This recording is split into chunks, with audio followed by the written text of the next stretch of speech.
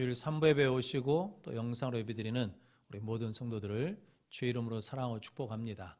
하나님 은혜 평강 가운데 늘 믿음 안에서 강건하시기를 바랍니다. 우리 옆에 분 한번 같이 인사하겠습니다. 당신 안에 예수 생명이 있습니다. 생명을 살립시다. 자비를 베풉시다. 하나님은 우리에게 자비를 행하라 라고 하셨습니다. 그런데 우리에게는 예수 생명이 있기 때문에 예수 생명으로 살 수가 있습니다. 그렇게 하나님의 뜻을 이루는 성도들 되시기를 바랍니다. 오늘은 마태복음 12장 9절로 13절 말씀, 삶이 메마를 때라는 말씀으로 함께 은혜를 나누겠습니다. 먼저 주여 말씀하옵소서 같이 하겠습니다. 주여 말씀하옵소서 주의 종이 듣겠나이다. 아멘. 주의 음성이 들리는 복된 시간이 되시기를 바랍니다. 오늘 본문 말씀은 예수님께서 안식일에 해당해서 한쪽 손 마른 사람을 고쳐주는 사건입니다. 누가복음 6장에서는 오른손이다 라고 말씀하거든요. 인데 이 한쪽 손 마른 사람이 이제 손이 마른 병 때문에 마음도 메마르고 믿음도 소망도 사랑도 메마른 상태거든요. 그런데 오늘 본문 말씀에 예수님을 만나서 고침을 받습니다. 이 한쪽 손 마른 사람이 어떻게 회복되었는지 함께 은혜를 나눔으로 우리 모든 성도들도 믿음 안에서 삶이 회복되어 새로운 믿음의 능력을 가지고 승리하는 성도들이 되시기를 바랍니다. 삶이 메마를 때 첫 번째는 예배 자리에 있어야 합니다. 오늘 9절 10절 말씀 같이 읽겠습니다. 거기에서 떠나 그들의 회당에 들어가시니 한쪽 손 마른 사람이 있는지라 사람들이 예수를 고발하려 하여 물어 이르되 안식일에 병 고치는 것이 옳으니까. 아멘. 지난 시간에 예수님은 안식일 날 밀밭 사이를 하시다가 제자들이 그것을 뜯어먹어서 그래서 안식일 논쟁이 있었거든요. 근데 또 예수님이 안식일 날 어디에 가셨냐면 그들의 해당, 바리새인의 해당에 가셨습니다. 그랬더니 바리새인들이 예수님을 고발할 조건을 찾으려고 안식일에 병을 고치는 것이 옳은 일입니까? 라고 그러면서 따졌거든요. 근데 거기에 누가 있었냐면 한쪽 손 마른 사람이 있었다라고 말씀합니다. 예수님이 오늘 11절 말씀에 이렇게 말씀하거든요. 너에게 양 한 마리 있는 사람이 양이 안식일 날 구덩이에 빠지면 건져내지 않느냐라고 말씀합니다. 원래 안식일 날 양이 구덩이에 빠지면 건져내면 안 된답니다. 왜냐 그들이 바리새인들이 정한 거거든요. 왜냐하면 일하는 거니까. 그런데 어떻게 할 수 있냐면 양 스스로 나올 수 있도록 나무를 대주거나 널판지는 대줄 수 있다는 거죠. 그리고 못 올라오면 먹을 것을 주는 것은 괜찮다라고 했답니다. 그런데 밤이 되면 도둑이 와서 가져갈 수도 있고 맹수가 와서 먹어버릴 수도 있고 그러니까 뭐냐면 한 가지 예정을 만들었답니다. 그 뭐냐면 양이 다쳤으면 건져내도 일이 아니다. 안식을 범하는 것이 아니다라고 정했다는 거거든요. 그러니까 대부분 유대인들이 혹은 바리새인들이 양이 빠져 있으면 재산이니까 그 당시에는 큰 재산이거든요. 그러니까 손해를 보면 안 되니까 내 양이 다쳤다라고 그러면서 뭐 한다면 꺼내 가지 않느냐라는 거죠. 그래서 사람이 양보다 얼마나 더 귀하냐. 그래서 안식일에 선을 행하는 것이 옳다라고 말씀합니다. 이 말을 누가 듣고 있다는 겁니까? 안식일 날 회당에 있는 한쪽 손 마른 사람이 듣고 있거든요. 자기는 그렇게 생각해 왔거든요. 내가 손이 말랐다는 것은 피가 통하지 않는다는 것이고 신경이 죽었다는 것이고 감각이 없다는 거거든요. 그런데 대부분 저주받았다고 생각하거든요. 나는 하나님께 저주받은 사람이다. 그래서 나는 쓸모가 없는 사람이다. 나는 가치가 없는 사람이라고 생각했는데 예수님이 그 자리에서 뭐라고 말씀하시냐면 사람이 양보다도 귀하다. 사람이 재산보다도 귀하다. 한 영혼이 천하보다 귀하다. 하나님은 사람을 보배롭고 존귀한 자로 여기신다라고 하시는 말씀을 주셨거든요. 그 스바냐 3장 17절 말씀 같이 읽겠습니다. 너희 하나님 여호와가 너희 가운데 계시니 그는 구원을 베푸실 전능자이시라. 그가 너로 말미암아 기쁨을 이기지 못하시며 너를 잠잠히 사랑하시며 너로 말미암아 즐거이 부르며 기뻐하시리라 하리라. 아멘. 손자 손녀들 보면 좋으시죠? 좋아서 어쩔 줄 모르잖아요. 그런데 그보다도 하나님 우리를 보시면 뭐냐면 기쁨을 이기지 못해요. 그리고 기뻐서 뭐 하신다는 겁니까? 즐거이 노래 부르신다라는 거거든요. 하나님 우리를 그렇게 사랑해 주신다는 거죠. 그래서 우리가 예배당에 오면 뭐가 보입니까? 십자가 보이잖아요. 십자가는 무엇을 상징합니까? 하나님이 우리에게 이렇게 말씀하신 거잖아요. 나는 너희를 얼마나 사랑한 줄 아느냐? 내 목숨을 주고도 너희를 구원할 정도로 나는 사랑한다. 내 목숨보다 너희는 더 귀하다라고 말씀해 주시는 자리거든요. 성도님, 그러므로 저여러분들이 힘들고 어려울 때, 지칠 때, 삶이 망할 때, 혹은 믿음이 식어질 때 어디 있어야 된다는 거예요. 예배 자리에 있으면, 예배 드리면서 하나님을 만나면 하나님께서 이렇게 은혜를 주실 줄로 믿습니다. 하나님은 우리를 사랑하십니다. 그 사랑을 확인하는 자리, 그 사랑을 또 느끼고 깨닫는 자리가 어디냐면 예배 자리다라고 말씀합니다. 그래서 이 한쪽 손 마른 사람이 예배 자리에 있었기 때문에 그 은혜를 누리게 됐다라는 거거든요.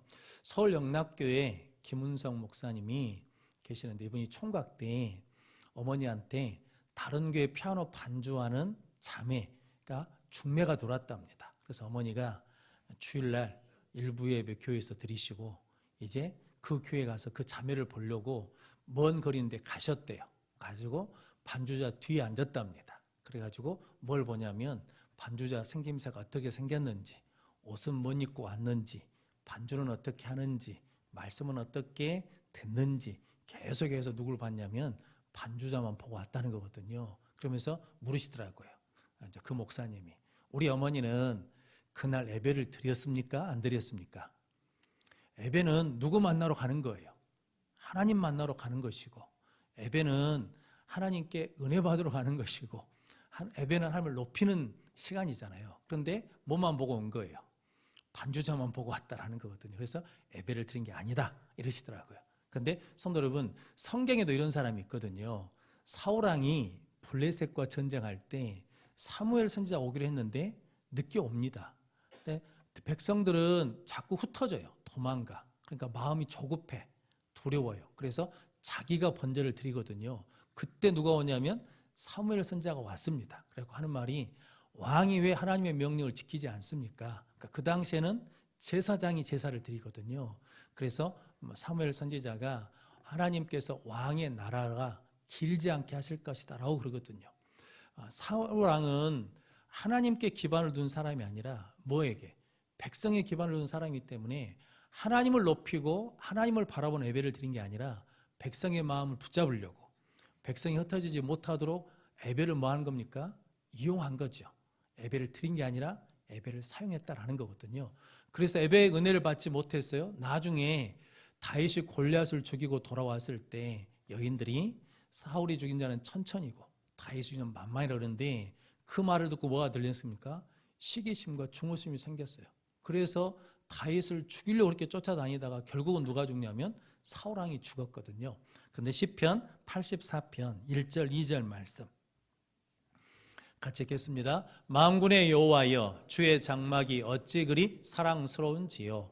내 영혼이 여호와의 궁정을 사모하여 새약하며 내 마음과 육체가 살아계시는 하나님께 부르짖나이다. 아멘. 이 시편 84편의 배경이 무슨 배경이냐면 다윗에게 아들 압살롬이 있는데 압살롬이 반역을 일으켰어요. 그래서 쫓겨나게 됐거든요. 그래서 맨발로 쫓겨나게 되었습니다. 그래서 하나님 앞에 예배를 드릴 수 없는 상황이 됐거든요. 근데 그 쫓겨가면서 다윗이 하나님께 예배 드리지 못하는 그 마음이 너무 아픈 거예요. 그래서 하나님의 궁정, 하나님의 전이 얼마나 귀하고 좋으냐, 나 거기서 하나님께 예배 드리고 싶다. 그러면서 하나님의 성전에 있는 참새도 보금자리가 있고 제비도 새끼들 둥지가 있는데 나는 그러지 못한다는 거거든요. 그러면서 하나님 성전에 있는 사람은 참 좋겠다. 왜냐하면 항상 찬송하고 예배할 수 있으니까. 그러면서 그 예배 자리에서 마음에 힘을 얻고 시온의 대로가 열린 자는 참 복 있는 사람이다 라고 그러거든요. 그러면서 시편 84편 10절 11절 말씀 같이 읽겠습니다. 주의 궁정에서의 한날이 다른 곳에서의 첫날보다 나은즉 악인의 장막에 사는 것보다 내 하나님의 성전 문지기로 있는 것이 좋사오니 여호와 하나님은 해요 방패이시라. 여호와께서 은혜와 영화를 주시며 정직하게 행하는 자에게 좋은 것을 아끼지 아니하실 것임이니이다. 아멘. 나는 예배에 대한 목마름이 있어요. 그래서 하나님 성전에 있는 한날이 다른 곳에 있는 첫날보다 더 좋다는 거죠. 그래서 나는 하나님의 성전에 문지기로 있는 것이면 좋겠다. 왜냐하면 예배드리면 하나님이 은혜 주시고 영화롭게 하시고 좋은 것을 주신다라는 거거든요. 이 마음으로 예배하는 마음으로 지금 도망을 가거든요. 그러다가 사울의 친족인 시므이라는 사람이 돌을 던지면서 저주를 합니다. 피 흘린 자여 가라 가라 라고 그러거든요. 그때 바울의 다윗의 부하들이 내가 건너가서 저 사람을 죽이겠다라고 할 때 놔두라는 거거든요. 하나님이 저 저주 때문에 그것을 선으로 바꿔주실 것이다 라는 거죠. 그래서 뭐냐면 나는 하나님께 예배드리는 사람이니까 사람이 나한테 아무리 무슨 말을 해도 그것이 영향이 돼야 안 돼요. 안 된다. 하나님 그것을 선으로 바꿔주신다. 그러면서 나중에 압살롬의 반역이 진압되거든요. 그 다윗이 승리합니다. 그리고 돌아오는데 시므이를 죽이자 그럴 때 오늘은 은혜 주신 날이니까 죽이지 말자 그러면서 시므이를 용서해 주거든요.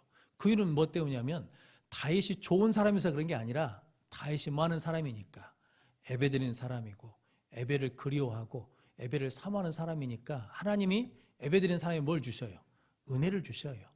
영화롭게 하셔요.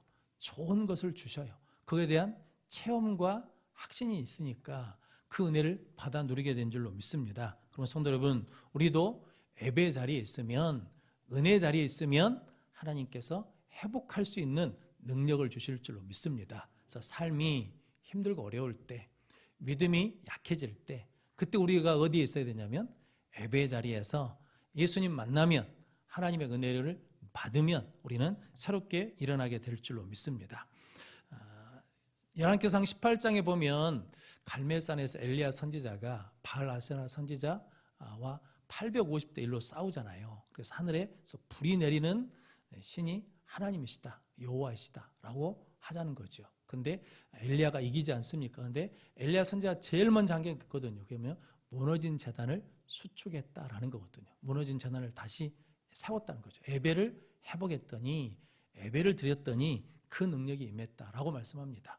그 이유는 뭐 때문이냐면 에스겔서 47장 12절 말씀 같이 읽겠습니다. 강 좌우가에는 각종 먹을 가실나무가 자라서 그 잎이 시들지 아니하며 열매가 끊이지 아니하고 달마다 새 열매를 맺으리니 그 물이 성소를 통하여 나옴이라. 그 열매는 먹을만하고 그 잎사귀는 약재료가 되리라. 아멘. 에스겔 선지자가 환상 하나 보는데 하나님의 성전 문지방 밑에서 물이 나오거든요. 그래서 동쪽으로 흘러갑니다. 그런데 물을 재봤더니 처음에는 발목에 차요. 그 다음에 재봤더니 무릎에 차요. 그 다음에 재봤더니 허리에 차요. 그 다음에 재봤더니 키를 넘는 강이 됐어요. 그러면서 그 물이 흘러가는 곳마다 다 살아나요. 강 좌우에 과실 맺는 열매, 나무가 있는데 그 잎이 뭐 하지 않아요? 시들지 않아. 그리고 달마다 열매를 맺어요. 그것은 뭐 때문이냐면 그 물이 어디서 나오기 때문이냐면 성소에서 나와요. 예배드리면 하나님께서 우리에게 뭘 주신다는 겁니까?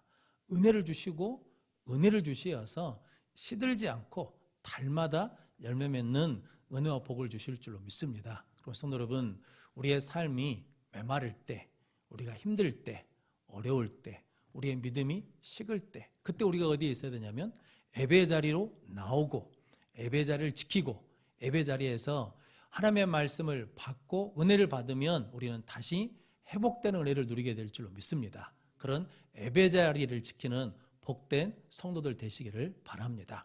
삶이 메마를 때 두 번째는 말씀에 순종해야 합니다. 오늘 13절 말씀 같이 읽겠습니다. 이에 그 사람에게 이르시되 손을 내밀라 하시니 그가 내밀매 다른 손과 같이 회복되어 상하더라. 아멘. 예수님이 그렇게 사람이 양보다 얼마나 귀하냐, 안식일에 선을 행하는 것이 옳다라고 그러시면서 누가복음 6장에서는 그 한쪽 손 마른 사람에게 일어나서 가운데 서라 그러거든요. 그러니까 이 한쪽 손 마른 사람은 지금 손만, 오른손만 말랐지 다른 데는 건강하거든요. 그러니까 일어나서 한가운데 서는 것이 쉽습니까? 어렵습니까? 할 수 있고 쉽잖아요. 그런데 실은 그렇게 만만한 일이 아닙니다. 왜냐하면 지금 그 안식일 해당 그 한쪽 손 많은 사람이 있는 그곳에 모인 바리새인들이 지금 뭐 하려고 있는 거예요? 예수님을 고발할 조건을 찾고 있잖아요. 그런데 그 눈치가 있겠습니까? 없겠습니까? 있지요. 내가 예수님 말을 들었다가는 나중에 너도 똑같은 사람이다 그러면서 해를 받을 수 있잖아요. 그런데도 불구하고 이 한쪽 손 마른 사람이 예수님의 말씀에 순종해서 일어나 한가운데 섭니다. 그랬더니 오늘 13절 말씀에 손을 내밀라고 하시거든요. 한쪽 손 마른 사람이 지금까지 손을 내민 적이 없거든요. 자기 스스로 할 수 없거든요. 근데 내밀라고 그러니까 내밉니까? 안 내밉니까? 내밀어요. 순종해요. 그랬더니 그것이 회복되어서 다른 손처럼 상해졌다라고 말씀하거든요. 성도 여러분, 우리는 이렇게 생각할 수 있거든요. 예수님이 손을 고쳐준 다음에 내밀라고 하면 할 수 있지요 라고 그러는데 이 한쪽 손 마른 사람은 고쳐진 게 아니잖아요. 그런데 예수님이 내밀라라고 그랬더니 순종해서 내밀었더니 손이 회복되고 상해졌다라고 말씀하거든요. 그 이유는 뭐 때문이냐면 이 한쪽 손 마른 사람은 무엇을 들었어요? 말씀을 들었어요. 손으로 믿음은 어디서 생깁니까? 들음에서 나며 그 들음은 그리스도의 말씀으로 말미암느니라. 우리가 다른 걸 다 해도 믿음이 안 생겨요. 그런데 무엇을 하면 말씀을 듣고 말씀이 내 안에 들어오면 믿음이 생긴다는 거거든요. 그래서 이 사람은 나는 할 수 없어요. 그런데 누가 하실 수 있어요? 말씀하신 예수님이 할 수 있다는 믿음이 있으니까 손을 내밀어라, 손을 펴라 그랬더니 내밀었어요. 순종했더니 다른 손처럼 회복되어 상해졌다라고 말씀합니다. 그럼 성도 여러분, 여러분들도 하나님께 예배드리면 우리에게 말씀하십니다. 그 말씀을 나의 말씀으로 받고 믿음을 가지고 순종하면 그 순종할 때 구원의 역사가 일어나고 순종할 때 능력이 나타나고 순종할 때 하나님의 기적이 나타날 줄로 믿습니다. 그렇게 순종해서 회복되는 성도들 되시길 바랍니다. 코리테 붐이라는 네덜란드 할머니가 계시거든요. 이분이 네덜란드 사람인데 독일 사람들이 유태인들을 잡아가니까 자기 집으로 피한 유태인들을 숨겨줬다가 나중에 발견돼서 같이 온 가족이 포로 수용소로 끌려가서 가족이 다 죽고 자기만 하나님의 은혜로 겨우 살아나왔거든요. 전쟁이 끝나고 난 다음에 우리가 용서해야 된다 그러면서 용서의 복음을 전하면서 세계 각국을 돌아다니는데 독일 한 교회에서 초청을 했답니다. 그래서 가서 이제 간증 집회를 하고 끝난 다음에 앞에 서가지고 성도들한테 인사를 하는데 한 남자분이 와서 손을 내밀더래요. 그 얼굴을 봤더니 피가 거꾸로 솟구치더랍니다. 왜냐하면 누구냐면 자기 가족을 포로 수용소에서 죽인 사람이에요. 그리고 자기에게 모진 고문을 해가지고 괴롭히고 모욕을 줬던 사람이란 거죠. 그래서 그 순간에 그랬답니다. 하나님, 다른 사람은 다 용서해도 저 사람은 절대로 용서를 못합니다 라고 그랬다는 거죠. 그랬더니 예수님이 그런 마음을 주시더래요. 그런 음성을 주셔. 딸아, 저 사람을 위해서도 내가 십자가에 죽었다 라고 하시는 음성을 주시더래요. 그래서 그 음성을 듣고 회개하고 그래서 예수님 바라보면서 그 사람한테 손을 내밀었답니다. 그랬더니 그 사람과 악수하니까 손을 내밀었더니 자기 마음속에 있는 미움과 증오가 푹 뚫려 없어지는 것 같은 시원함이 있었다는 거거든요. 그래서 그에게 뭐가 있었냐면 믿음의 생명이 있고 예수 피가 다시 흐르는 믿음의 능력을 갖게 됐다라고 고백하셨거든요. 성도 여러분, 우리에게 하나님이 예배 드리면 뭐 하십니까? 말씀을 주십니다. 그 말씀을 누구 말씀으로? 누구 들으라고 한 말씀이 아니라 나에게 주신 말씀으로 받고 순종하면 우리에게도 믿음의 역사가 일어날 줄로 믿습니다. 우리는 나이를 들면 들수록 시들해지는 게 인생이잖아요. 그래서 다 귀찮을 때가 있거든요. 만사가 귀찮아. 재미가 없어. 그래서 뭐 나이 먹으면 그렇지라고 생각할 수 있는데 결코 그러지 않습니다. 왜냐하면 모세는 신명기 34장에 보니까 120세인데 눈이 흐려지지 않고 기력이 쇠하지 않았다라고 하거든요. 그 이유에 대해서 뭐라고 말씀하냐면 신명기 34장 11절 12절 말씀 같이 읽겠습니다. 여호와께서 그를 애굽 땅에 보내사 바로와 그의 모든 신하와 그의 온 땅의 모든 이적과 기사와 모든 큰 권능과 위엄을 행하게 하심에 온 이스라엘의 목전에서 그것을 행한 자이더라. 아멘. 행하라고 하신 모든 말씀을 뭐 했다는 겁니까? 이스라엘 목전 앞에서 다 행한 자더라. 그러니까 모세는 뭐 하는 사람이었다는 거예요? 순종한 사람이었어요. 신명기 34장 10절 마지막에 뭐냐면 모세와 같은 선지자가 다시 일어나지 않을 건데 모세는 하나님과 대면하여 아는 자다. 그러니까 모세는 어떤 사람이었냐면 예배자고, 모세는 어떤 사람이면 순종한 사람이었는데 120세를 살아도 눈이 흐려지지 않아요. 기력이 쇠하지 않는다는 거거든요. 85세 갈렙도 뭐냐면 이 산지를 내게 주십시오라고 하면서 여전히 풍성한 믿음을 갖고 있거든요. 근데 신명기 1장에서는 뭐라고 하냐면 갈렙이 온전히 순종하였으니 가나안 땅에 들어가서 그 땅을 차지하리라 라고 말씀하거든요.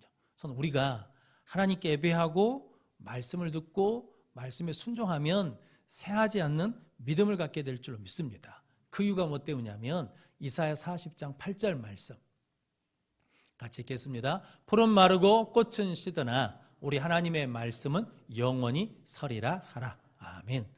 풀은 말라요. 꽃은 시들어. 우리 인생도 겉사람은 시들어가, 말라가. 그런데 하나님의 말씀 뭐라는 겁니까? 영원하다라는 거거든요. 천지는 없어질지언정 내 말은, 하나님의 말씀은 없어지지 않으리라. 그러니까 우리가 하나님의 말씀을 붙들고 하나님의 말씀을 살아가면 쇠하지 않는 믿음을 가지고 승리하게 될 줄로 믿습니다. 그래서 이사야서 42장 4절 말씀 같이 읽겠습니다. 그는 쇠하지 아니하며 낙담하지 아니하고 세상의 정의를 세우기에 이르리니 섬들이 그 교훈을 앙망하리라. 아멘. 그가 누구냐면 예수님이거든요. 예수님은 쇠하지 않아요. 낙담하지 않아. 세상에 하나님의 뜻을 세워요. 그랬더니 많은 사람들이 예수님의 교훈을 앙망하게 된다라는 거거든요. 예수님은 십자가에 달리셨잖아요. 우리 죄를 위해서. 그런데 그 십자가에서 믿음이 약해지지 않죠. 믿음이 세워지지 않아요. 그때도 누구를 찾습니까? 엘리 라마 사박다니. 나의 하나님 어찌하여 나를 버리십니까? 라고 그러고 끝까지 하나님을 신뢰하거든요. 그러면서 내 영혼을 아버지께 부탁합니다. 라고 고백합니다. 예수님은 제자들이 배신했다고, 제자들이 도망갔다고, 제자가 부인했다고 낙심하지 않습니다. 그리고 그 사랑이 쇠하지 않아요. 세상에 있는 자기 사람들을 사랑하셔서 어떻게 사랑하셨다고요? 끝까지 사랑하셨어요. 그리고 십자가에 죽으시면서도 저들의 죄를 뭐 해달라는 겁니까? 용서해 주십시오 라고 하시면서 기도하시거든요. 그리고는 다 이루시고 3일 만에 뭐 하셨습니까? 부활하셨어요. 그 능력을 받는 것은 뭐 때문이냐면 죽기까지 뭐 하셨기 때문에, 순종하셨기 때문에. 그러니까 예수님이 십자가에 죽기까지 순종하셔서 믿음이 세지지 않고 마음이 낙심되지 않고 사랑이 식지 않고 끝까지 그 일을 이루어서 부활하셨다라는 거거든요. 우리도 말씀에 순종하면 쇠하지 않는 믿음 가운데 다시 일어나고 다시 설 수 있는 능력의 삶을 살게 될 줄로 믿습니다. 그렇게 말씀에 순종하여 샘을 얻는 우리 모든 성도들 되시기를 바랍니다. 요 근래에 미국 켄터키주의 에즈베리라는 대학교에서 수요 채플, 수요일 날 학생들 예배를 드립니다. 그런데 어느 날 예배를 인도하는 목사님이 하나님이 우리를 사랑하십니다. 여러분을 사랑합니다. 라고 말씀을 전했어요. 그러고 난 다음에 예배를 마치면서 하나님의 사랑이 뭔지 모르는 사람, 하나님의 사랑이 느껴지지 않는 사람들은 예배가 끝난 다음에 기도하시고 가십시오 라고 했다는 거거든요. 그런데 몇 명이 모여서 기도를 했습니다. 하나님 사랑을 알게 해달라고. 그렇게 끝난 줄 알았는데 그 다음에 또 애들이 와서 기도하고 예배하고 기도하고 예배하고, 그래서 예배가 끊어지지 않고 계속 예배를 드리고 있다는 거거든요. 그래서 지금 CNN에서 그걸 촬영해서 미국 전역에 보도까지 할 정도로 예배를 계속 드리고 있습니다. 미국의 지금 젊은 세대는 마약, 약물 중독, 동성애 등으로 문란하거든요. 그런데 거기에 뭐가 다시 일어나냐면 예배가 다시 부흥 일어나고 있다는 거거든요. 성도 여러분, 그러면 하나님께서 앞으로 어떤 좋은 일을 행하실지 기대가 된다는 거거든요. 성도, 그러므로 우리 인생에도 힘들 때가 있죠. 어려울 때가 있죠. 믿음이 식을 때가 있거든요. 근데 그때 우리가 어디에 있어야 된답니까? 예배의 자리를 지키고 예배의 자리에서 하나님의 말씀을 받고 예배 자리에서 또 예수님 만나고 그 말씀에 순종하면 하나님께서 우리에게 은혜도 주시고 영화도 주시고 좋은 일을 허락해 주실 줄로 믿습니다. 그런 성도 여러분, 예배와 순종은 별개가 아니고 예배 드리면 말씀 주시고 말씀 주시면 그 말씀에 순종하고 또 예배 드리고 순종하고 예배 드리고 순종하는 것을 계속하게 되면 오늘 주신 말씀처럼 우리는 어떤 상황 속에서도 다시 회복하고 또 힘을 얻고 새하지 않는 믿음으로 끝까지 승리할 줄로 믿습니다. 우리 모든 성도들이 삶이 메마를 때 하나님 앞에 예배함으로 은혜의 생명을 공급받고 또 순종함으로 말씀의 능력, 예수님의 능력을 가지고 새하지 않는 믿음의 능력으로 끝까지 승리하는 복된 성도들이 되시기를 주님의 이름으로 축원합니다. 기도하겠습니다. 거룩하신 아버지 하나님 감사합니다. 오늘 또 복된 줄 알게 해주시고 예배 자리에 나오고 예배 자리를 지키고 하나님 앞에 서게 하시니 감사합니다. 오늘 주신 말씀처럼 늘 예배하며 또 순종하고 순종함으로 메마르지 않는 생수의 공급을 받는 복된 성도들 되게 하여 주옵소서. 예수님의 이름으로